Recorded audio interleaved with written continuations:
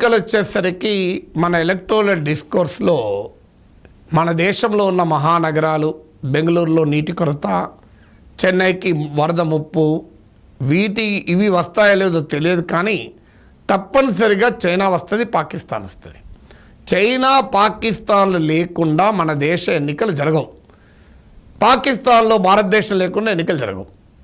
ఇది ఒక ఆనవాయితీగా మారిపోయింది మన రాజకీయాలకు. ఇప్పుడు ఎన్నికలు వచ్చాయి, మళ్ళీ ప్రధానమంత్రి మోడీ, హోంమంత్రి అమిత్ షా మాట్లాడుతున్నది, రక్షణ మంత్రి రాజ్నాథ్ సింగ్, వీళ్ళ ముగ్గురి స్టేట్మెంట్ ఇటీవల చూడండి. పాకిస్తాన్కు తీవ్రవాదులు పారిపోతే లోపలికి వెళ్ళి వాళ్ళ సంగతి తెలుస్తాం. తేల్చాల్సిందే. గతంలో బాలాకోట్లో తేల్చాము, ఎలాంటి అనుమానమే లేదు, తేల్చాల్సిందే. దాన్ని మనం ఆల్రెడీ ప్రపంచానికి చెప్పాం.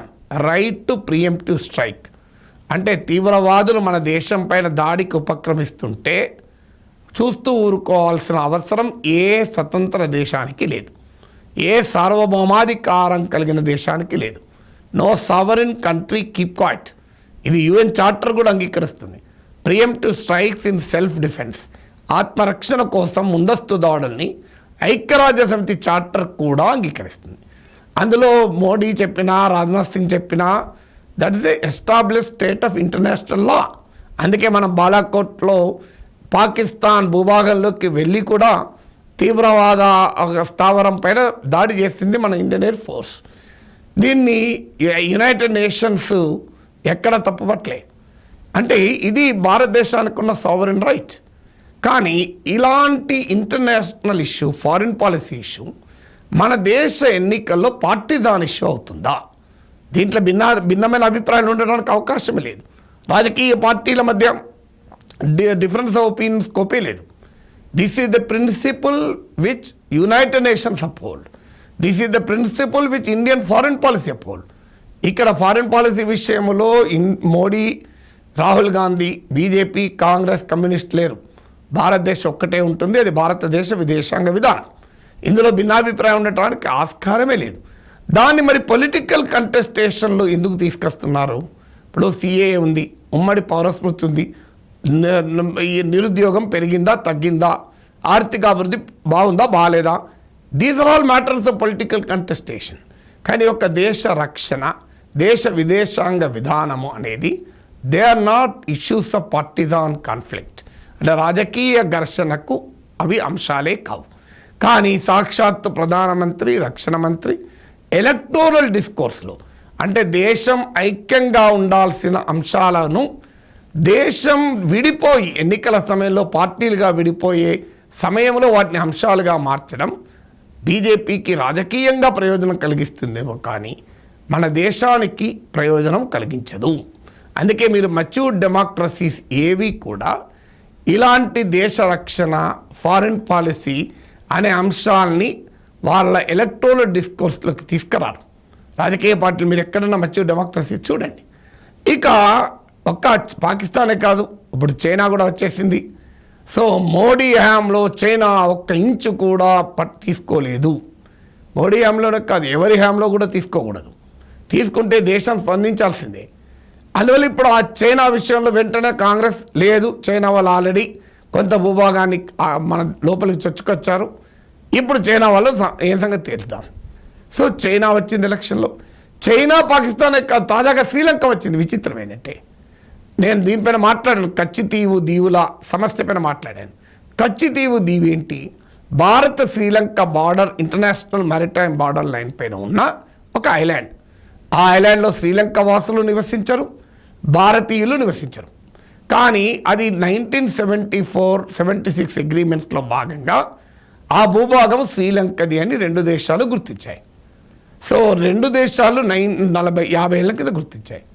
ఈ 50 ఏళ్లలో 10 ఏళ్ల పాటు మోడీ పాలించాడు, 8 ఏళ్ల పాటు వాజ్పేయి 6 ఏళ్ల పాటు పాలించారు.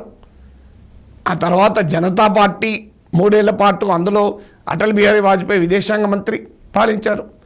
ఎప్పుడు కూడా కచ్చితీవులు విషయాన్ని ఎవరూ ప్రస్తావించలేదు.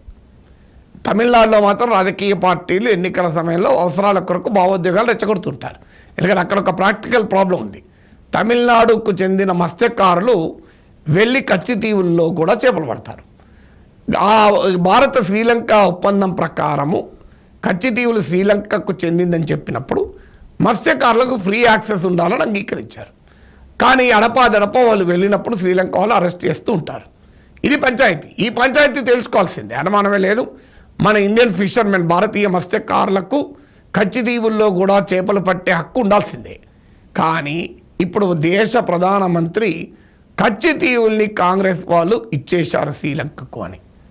అదే నిజమైతే మరి ఇదే మోడీ ప్రభుత్వం 2015లో కోర్టుకి ఇచ్చిన అఫిడవిట్లలో కచ్చితీవును తిరిగి తీసుకొచ్చుకునేది ఏం లేదు, ఎందుకంటే భారతదేశం శ్రీలంకకు ఏ భూభాగము ఇవ్వలేదు అని కోర్టుకు అఫిడవిట్ రూపంలో కేంద్ర ప్రభుత్వం చెప్పింది. మోడీ ప్రభుత్వమే 2022లో రాజ్యసభకు ఇచ్చిన లిఖితపూర్వక సమాధానంలో కచ్చితీవు భారత శ్రీలంకల అంతర్జాతీయ జల సరిహద్దుకు శ్రీలంక వైపు ఉంది అని మోడీ ప్రభుత్వమే రాసిచ్చింది.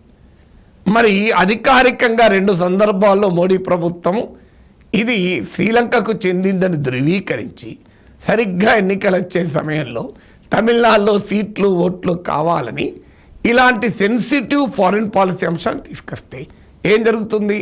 వెంటనే శ్రీలంకలో పత్రికలు, పార్టీలు భారతదేశం పేరు చెప్పకుండానే ఒక బలమైన పొరుగు దేశం మనకు బలమైన పొరుగు దేశం నుంచి మనకు ప్రమాదం పొంచి ఉంటే అనివార్యంగా శ్రీలంక మరో బలమైన దేశం వైపు చూడాల్సిందే అంటూ భారత్కు వ్యతిరేకంగా చైనా కౌగిల్లోకి మరింతగా వెళ్ళాలి శ్రీలంక అనే డిమాండ్ మొదలైంది. ఇది ఇప్పుడు చెప్పండి, కచ్చితీవులు మనకు వస్తాయా? నిజంగానే మోడీ తెస్తాడా?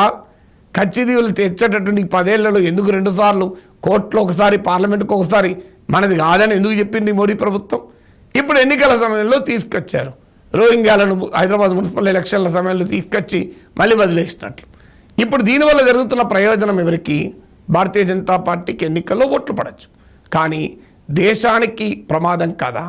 శ్రీలంకలో ఇప్పటికే చైనా బలమైన ఫుట్ ప్రింట్ ఉంది. ఇప్పుడు కచ్చితీవుల వివాదం ఆధారంగా శ్రీలంక మరింతగా చైనాకు సన్నిహితమవుతుంది. ఆల్రెడీ పాకిస్తాన్తో మనకు శత్రుత్వం. బంగ్లాదేశ్లో బాయ్కాట్ ఇండియా ఉద్యమం నడుస్తోంది. మాల్దీవుల్లో ఇండియా అవుట్ క్యాంపెయిన్ చేసి ఆ దేశంలో అధ్యక్షుడయ్యాడు. ఆ కొత్త అధ్యక్షుడు అయిన తర్వాత ఇండియా బలగాలను బయటికి వెళ్ళిపోవాలని వార్నింగ్ ఇచ్చాడు. చైనా దగ్గరికి వెళ్ళి పూర్తిగా చైనాకు క్లోజ్ అయిపోయాడు. అంటే మన ఇరుగు పొరుగు దేశాలు శ్రీలంక, బంగ్లాదేశ్, పాకిస్తాన్, అలాగే మాల్దీవ్స్, నేపాల్ కూడా భారత వ్యతిరేక అంశాలు. మన భూభాగాలు కొన్నింటిని నేపాల్ మ్యాప్లో చూపెడుతూ ఏకంగా పార్లమెంట్లో వాళ్ళు చట్టమే చేశారు, మ్యాప్ చట్టం. మరి ఇలా చుట్టూ శత్రుత్వం పెంచుకుందామా? అంటే ఒక రాజకీయ పార్టీ ఎన్నికల ప్రయోజనాల కొరకు దేశ ప్రయోజనాల్ని వదులుకుందామా అనేదే మనం ఆలోచించాలి.